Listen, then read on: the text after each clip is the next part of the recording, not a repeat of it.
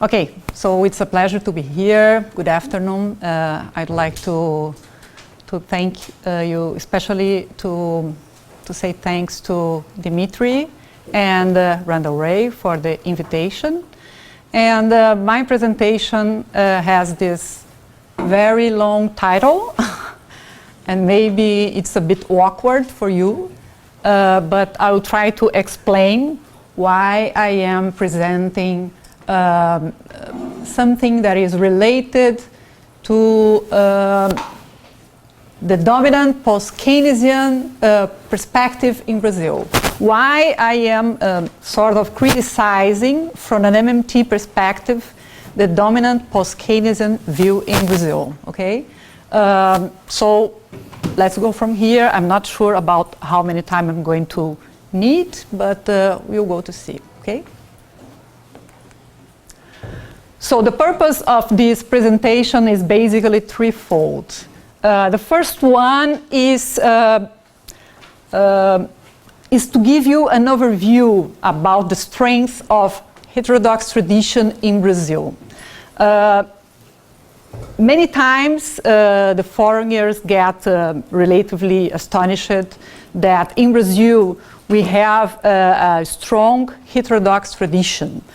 And when I say a strong heterodox tradition, I say, for example, that two of the most important economic graduate programs in Brazil are basically heterodox programs.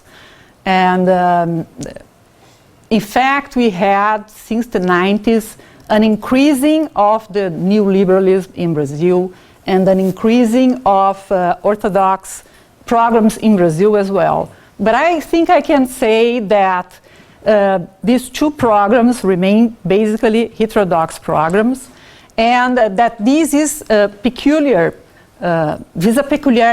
in Brazil. This is, I know that relatively to the US, this is very peculiar. I don't know about your countries, maybe you can tell me later. So it's important, I think, to investigate why is that we have that, and how the majority of the heterodox tradition in Brazil today assess the capacity that we have to manage macroeconomic policy, okay? So the second purpose of this presentation is exactly to understand why nowadays the majority of post-Keynesians in Brazil conclude that there is no room for active macroeconomic policy. And the third purpose of this discussion and presentation is an MMT appraisal of this, that I think I can say that, this dominant post-Keynesian view in Brazil that is also called, and they call themselves, the international currency hierarchy literature. And according to my appraisal, and this is based on a paper that was indicated for you, I think, and according to our appraisal, this literature that they call themselves post-Keynesian is inconsistent with post-Keynesian's main pillars, okay? Basically is inconsistent with the endogenous money approach. So let's start with the strength of the heterodox tradition in Brazil.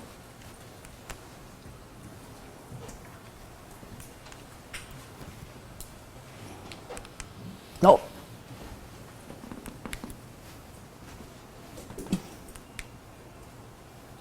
It's not working. Okay, works this way. So,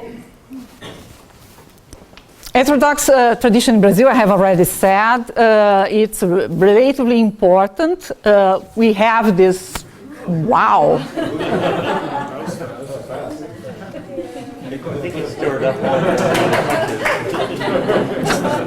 Very good, we did it. Okay. Again, Next, okay. This graduate training in Brazil has a variety of approaches. I told you that we have these two big departments, but we have also heterodox training in other departments as well that were influenced mainly by those departments, but now we have influences that are others, because we have students that come abroad and are influenced directly from foreign professors and so on. So we have in Brazil not only post-Keynesians, but mainly I would say that nowadays the heterodox in Brazil are mostly post-Keynesians, but we have institutionalists, we have Marxists, but in Brazil, since the beginning of the graduate programs, and since the beginning as economics as a field of knowledge relatively organized as an academic field, we had a very strong structuralist tradition, in the sense that economics in Brazil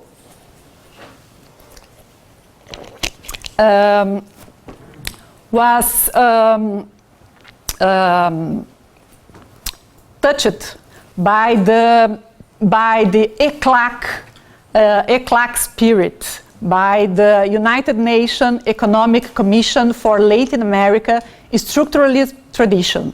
So ECLAC is deeply rooted in the heterodox tradition in Brazil. So all the environment of that came after World War II, and all the environment of the 60s, 50s and 60s, exactly the moment when were created the first departments of undergraduate, and after that graduate programs in Brazil, we had a major influence of structuralism in Latin America. And many of the first professors, first trained economists, they were either directly trained at ECLAC, or they were trained by professors that were directly trained at ECLAC. So these professors that were trained in this environment and that regarded very much, that were concerned very much with what they call, and we call, till nowadays, we call the structural problems of the economy. They influenced very much the economic thinking in Latin America and in Brazil especially. They influenced economic policy in Brazil. They influenced the building of economic institutions in Brazil. They influenced the building of the first economic departments in Brazil. And of course, they influenced the academic debate in Brazil in subsequent decades. So, as I said before, the Brazilian heterodox tradition is deeply rooted on ECLAC's first ideas, that underdevelopment results basically from productive structures and the deterioration of terms of trade. So the main concern was always about external crisis. The main concern was always about the deterioration of terms of trade that took to the external crisis. So what would be the solution, the permanent solution for that? So the permanent solution for that, and this solution would be differently from the traditional recipe that we received from the mainstream, let's say, would be to change the productive structure. Basically, to go for an industrialized economy and not to rely that much in exporting commodity and importing industrial goods. Because exporting commodities and importing industrial goods would deteriorate our terms of trade. So this was mainly, roughly speaking, I would say, the main idea of ECLAC, and this idea and the concern about foreign crisis, external crisis, I would say, was very much at the front side of concerns of the first generation and the second generation of economists, heterodox economists in Brazil. So only changing productive structure, becoming industrialized, could counteract the deterioration of the terms of trade and then relieve our balance of payment. And that, in fact, was responsible for what Leonardo this morning showed to you in the graphs and in the discussion, in the debate that they had this morning about the growth that we had until the beginning of the 80s, the growth that Brazil had until the beginning of the 80s. So this was the set in Brazil until the beginning of the 80s, in spite of relying in foreign debt. The mindset was about growth, and many buildings and many institutions that were built under this mindset of ECLAC, like our Brazilian Development Bank, were very important in order to industrialize the country, okay?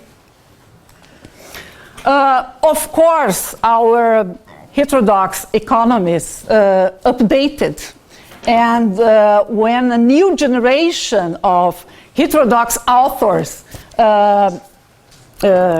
became to produce different things, and here I just quoted that besides Cepal, since the 80s, other authors, so besides Cepal, Keynes and Kalecki, and of course Marx, but I'm concentrating here on the post-Keynesian tradition, okay? So besides Cepal, Keynes and Kalecki, that were known in Brazil for the first generation of heterodox tradition, other post-Keynesians became increasingly known. So I can say Paul Davidson, Hyman Minsky, Victoria Chick, Jan Kregel, Sheila Dow, and many others. With that, different concerns became inserted in the debate. Different issues were incorporated in the debate. So questions about money and finance became increasingly important in the Brazilian debate, okay? Because I think that in a certain way, these questions about money and finance were the novelty of this post-Keynesian debate in the 80s. And this was, in a certain sense, in a determined perspective, incorporated in Brazil as well. But this updated continued more recently, and we have then a new generation of foreign references updated as well. And also, we had increasingly Brazilian authors, Brazilian researchers, producing in a more organized way, because our academic life changed as well. It all became more professional, and we have now the obligation to publish and everything. So we are increasingly publishing in international journals and the national journals. We have associations and everything. So we have increasingly a national production of literature in Brazil, research in Brazil, that is post-Keynesian, is called post-Keynesian, and is concerned with this money and finance, let's say, issue, okay?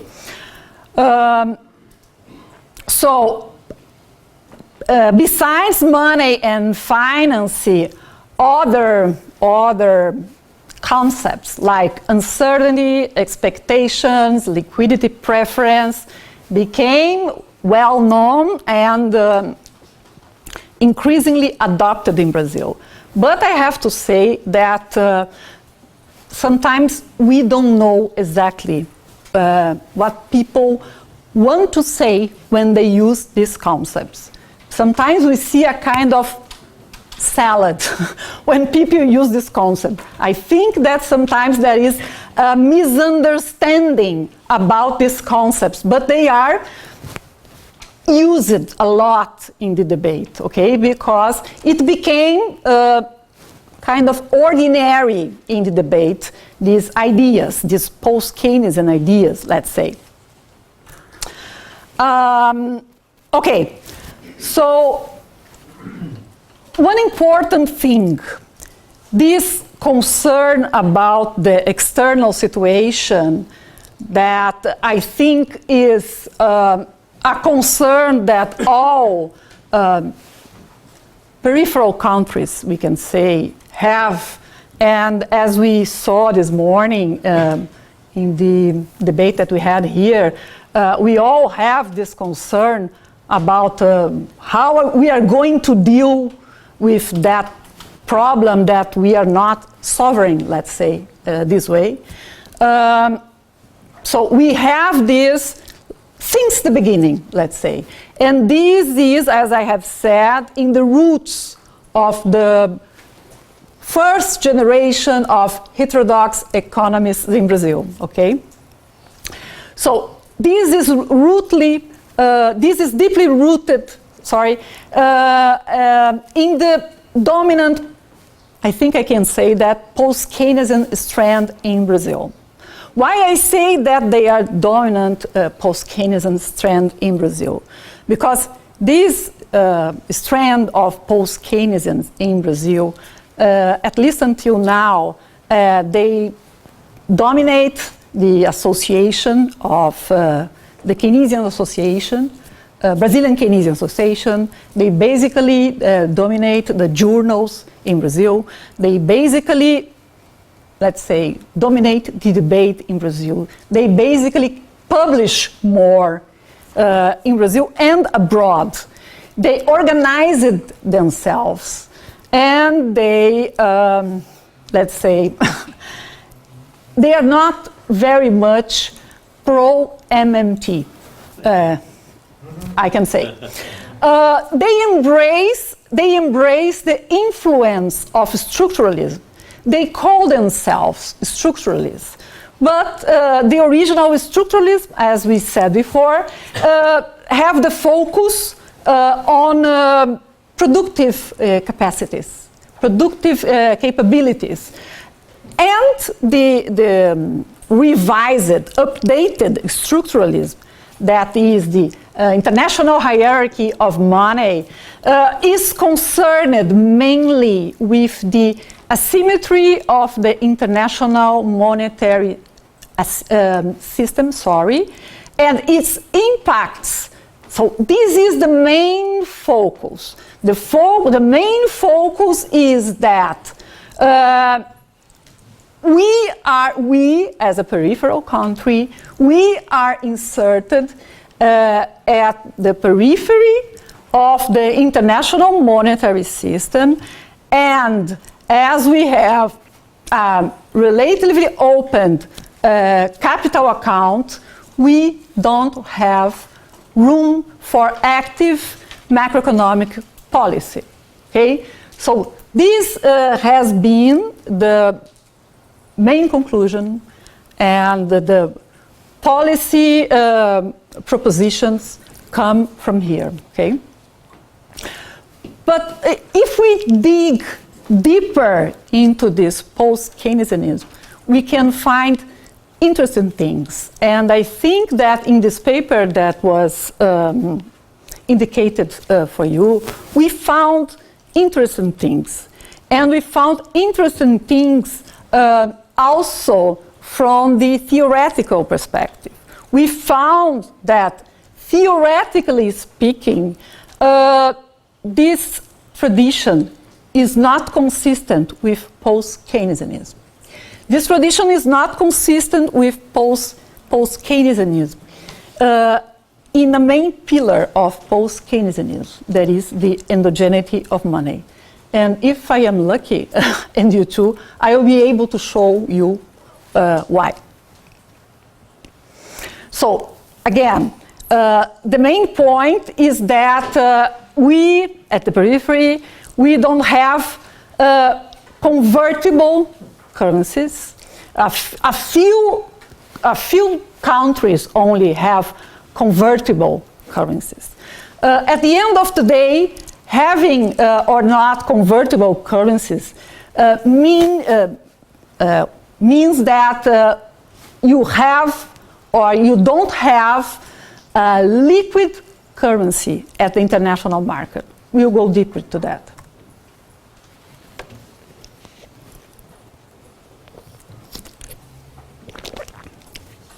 So, why currencies are at different levels in the international monetary system according to this strand of post-Keynesianism in Brazil? So, they depart from this point, and I think this is very important. They depart from the point that money at the international level, as well as at the national level, is what performs the three functions that are conventionally appointed as the functions of money. Money is what performs as, and this is the order in which it appears in general in the papers. So, money is what performs as a means of payment, as well as money is what is denominate the contracts, unit of account, and money has to perform also as a store of value. So money is what at the same time performs these three functions. So if we have as money something that is not able to perform these three functions at the international level, so you don't have money. Okay? So a peripheral money wouldn't be money. Not even at home. So this is crazy, but not even at home it wouldn't be money. So you would be impaired of doing macro policy at home, okay? So peripheral countries cannot perform these functions internationally. Why? Because they are not liquid. And here again, it's not that clear, for me at least, what liquidity means here. Because sometimes appear a concept of structural liquidity, that the currencies at the top of the international monetary system, they are very liquid. They are the most liquid, being the dollar the most liquid, and the currencies that are at the bottom of the system, they are not liquid at all. They are not convertible at all. So they have a negligible degree of international liquidity. I really don't get exactly what this means. Maybe you got. So, why do peripheral currencies, according to this vision, lack room for monetary policy according to this strand? First strand of argument. We basically found two strands of arguments. And not always those two strands of arguments are connected. But we could find these two strands of arguments. So the first strand of argument. We don't have room for active monetary policy because our central bank, in spite of having a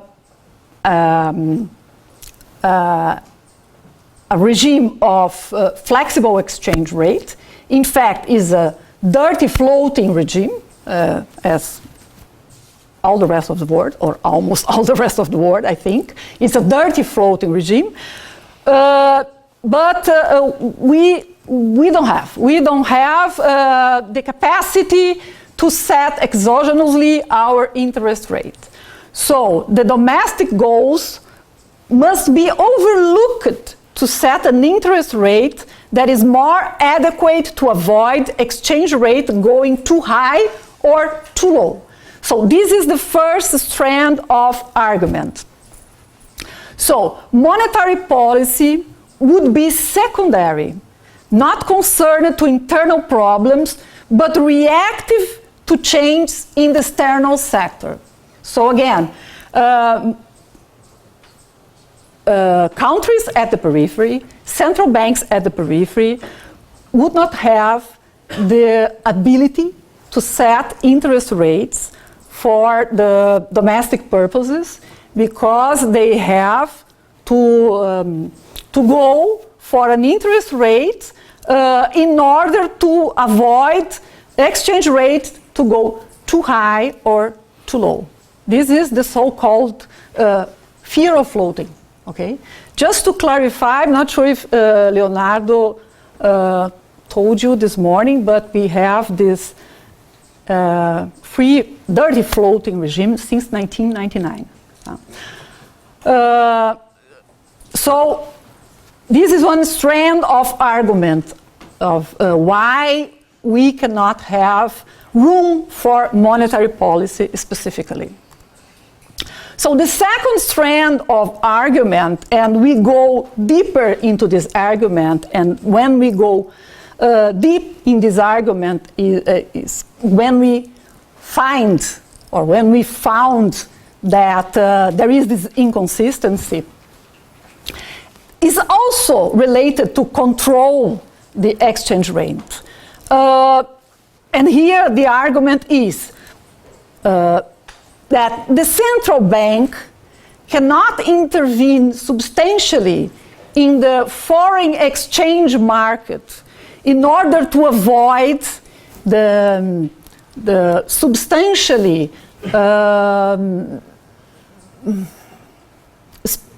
speculation, in order to avoid the exchange rate to go too high or too low, to fluctuate a lot. So the central bank is not allowed to do that because the fiscal cost of doing that would be unbearable. We wouldn't be able to afford the fiscal cost of doing that.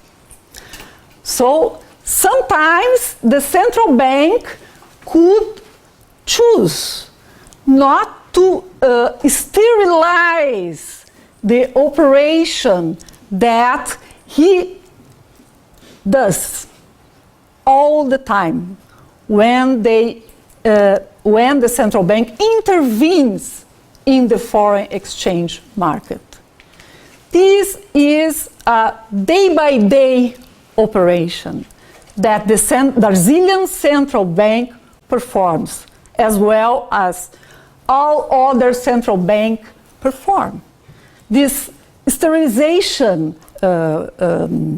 operation is a normal operation performed by central banks, is a monetary policy operation, is a passive monetary policy operation that is required in order to keep the interest rate exactly where the monetary authority targeted it.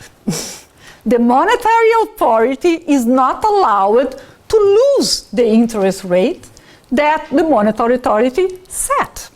So the monetary authority each time intervenes in the foreign exchange market, has to go to the reserve market for this expression is unhappy because it comes from the monetarist tradition, but it's known like this. Have to sterilize the reserves that are in excess in the reserve market in order not to lose the targeted interest rate. They do that all the time. The Brazilian central bank does that all the time. So that doesn't happen differently from what is said in this literature. It's not an option for the central bank to do that or not to do that. Central bank just do it. Always did that, okay? So, what does sterilization mean? Sterilization that seems to be a monster. Sterilization is an operation of monetary policy. As simple as that. Sterilization means to go to the reserve market, and in the reserve market, if there is an excess reserve, you go there and you buy the reserves and you sell government bonds. It's like this. And the reverse, if the situation is that we are short, the market is short of reserves. It's like this. Okay? So it's a simple monetary policy operation that central bank does every day. So if we have inflow of foreign currency, there is an injection of reserves. To keep interest rates at its target, the central bank sells government bonds. Central banks has government bonds as an asset in its balance sheet. We saw that yesterday. I think that Eric Simone in his lecture showed that very well. So they have it. In case they don't have it, they organize with the national treasury in order to keep it in order, in order to have it. It's necessary. Okay? So there are no options for central bank. It happens like that. In Brazil, it happens like that. So there is a question that comes out, I think that this morning it came out. So in Brazil, we can apply MMT in a certain sense. The MMT is applied in the sense that our monetary system functions exactly how MMT describes.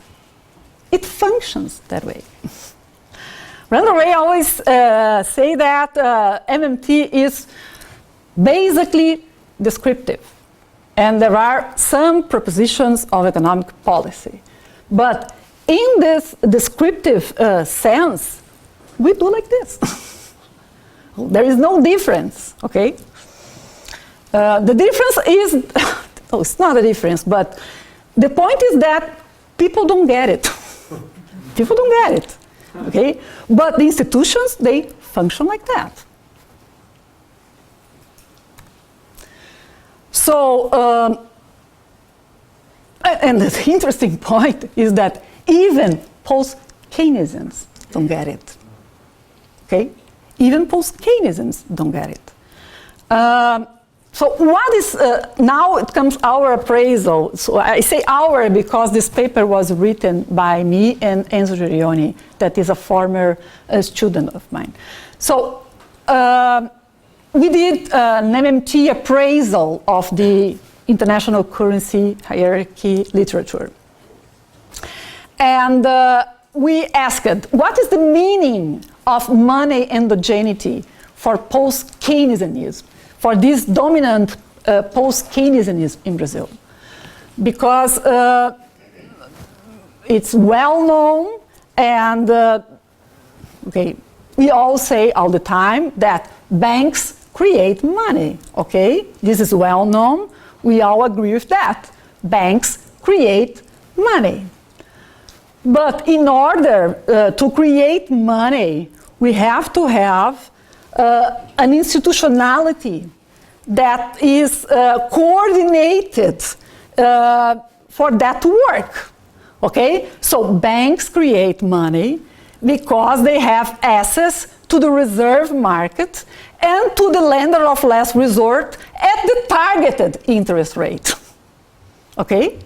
So banks create money because they know, so banks are allowed to make operations of credit. They do that because they know they are not going to be short of reserves because they buy reserves, okay? Oh, but if I don't get reserves at the market, okay, I have the central bank. And the central bank will send reserves at the targeted interest rate, okay? The interest rate is not going to fluctuate. If it fluctuates, it disorganizes the whole system. So it's an obligation again. It's an obligation of the central bank to keep the interest rate where the interest rate was set. So all this is necessary to the endogeneity of money functioning. If you don't take this in consideration, the endogeneity of money is not going to work. So it's not only to take in consideration that, okay, banks create money, but banks create money because they know that if they need reserves, they are going to get reserves at the interest rate that is targeted, okay?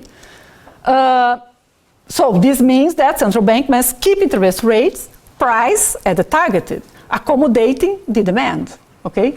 So this idea is very well known as exogenous interest rate. So interest rate is set by the central bank, and endogenous money. So the quantity of reserves is determined by the market, okay?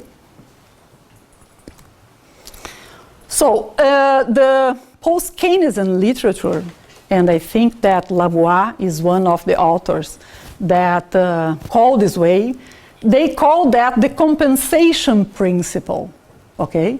These operations of the central bank, they call that the compensation principle. This means that after buying the excessive reserve, foreign reserve inflow, central bank has to compensate this operation and remove the excess of national reserves in the reserve market. So what is in general called as sterilization, that is a monetarist expression, post-Keynesians call compensation principle, let's say. So if the compensation principle is considered, there is no trade-off between monetary policy autonomy and fiscal policy autonomy. This is just a monetary policy, operation, okay? In case of countries like Brazil that issue government bonds in their own currency, the process goes on like that. Because, of course, I'm here discussing a case, and I support that case, that in Brazil we have a sovereign currency. I'm not talking about sovereignty at all. Sovereignty as a whole. My colleagues talked this morning about that. Maybe we can discuss all together. I think we'll have to discuss that with you afterwards. But here I am strictly speaking about the sovereign of money. And in these terms of sovereignty of money, I think we have a sovereign currency in Brazil. Because we impose taxes in our own currency. We denominate the government debt in our own currency. The debt is issued in our own currency.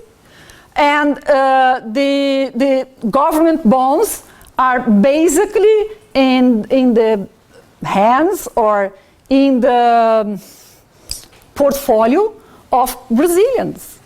And central bank is our central bank, and it dominates the process. So in this sense, we have a sovereign issue, sovereign currency, okay?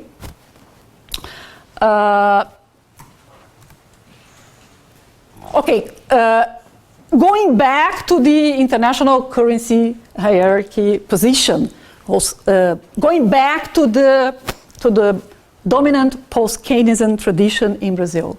They think also that there is no room for active fiscal policy, okay? But before digging into why they think that the international situation and having a peripheral currency that is at the bottom of the international monetary system, and this would be why we don't have room for fiscal policy, I think that there is other reason. I think that many post-Keynesians in Brazil, they disagree with Abel-Lerner functional finance.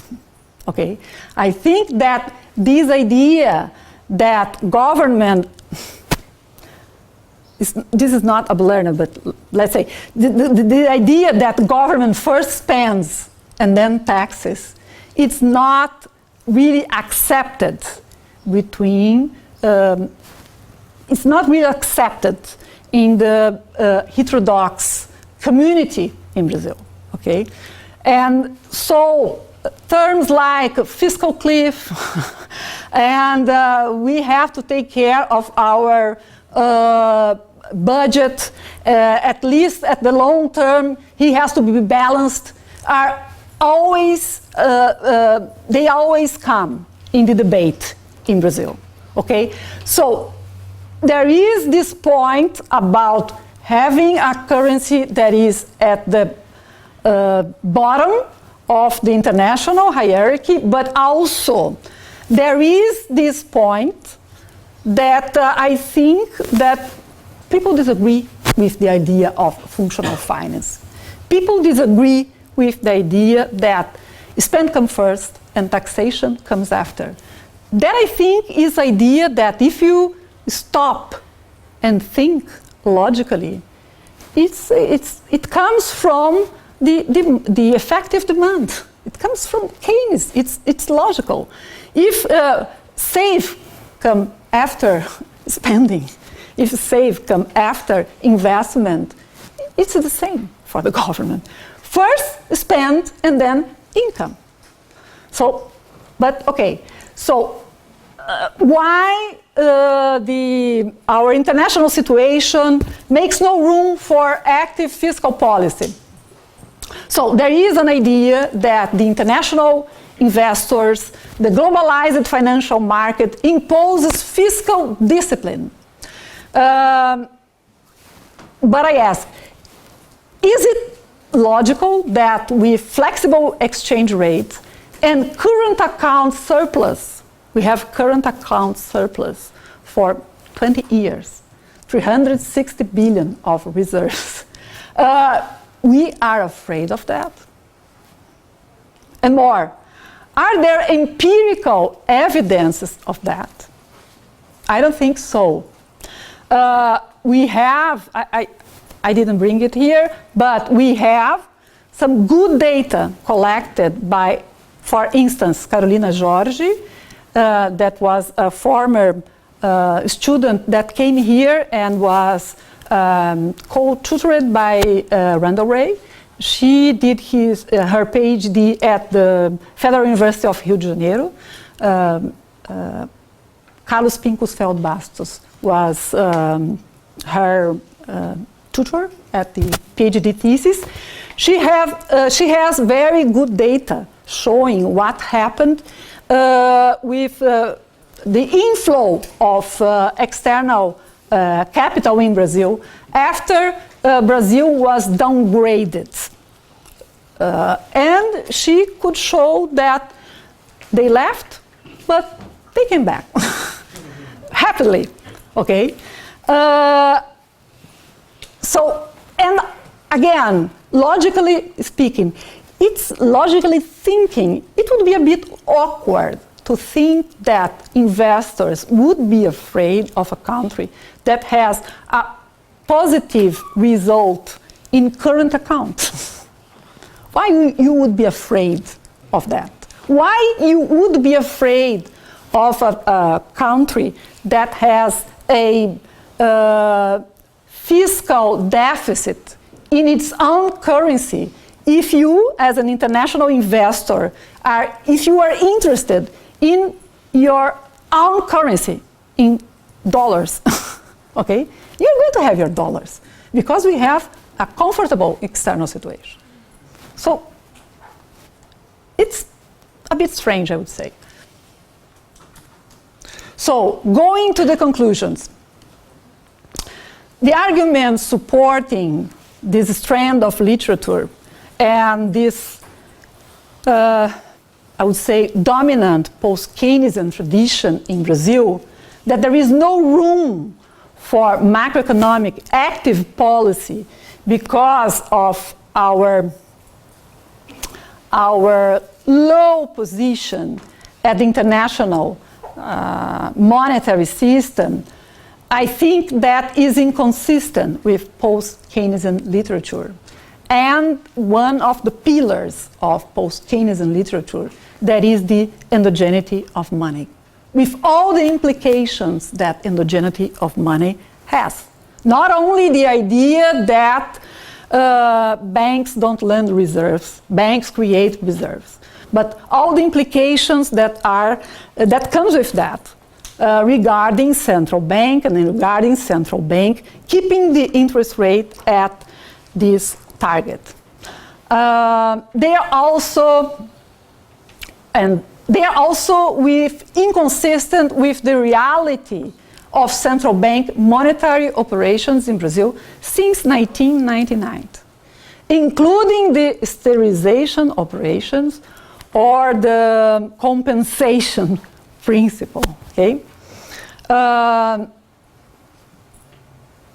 They are also inconsistent with the data related to the behavior of external investors in Brazil during the 20s. I mentioned to you Carolina Jorge PhD thesis. There is a good discussion paper from her and Carlos Pincus Feld Bastos at the website of Institute of Economics, UFRJ. We quote them in our working paper also. It's inconsistent also the idea that central bank can partially sterilize, that was introduced in this literature. Central bank cannot do that. Central bank doesn't do that. Central bank never did that in Brazil, okay?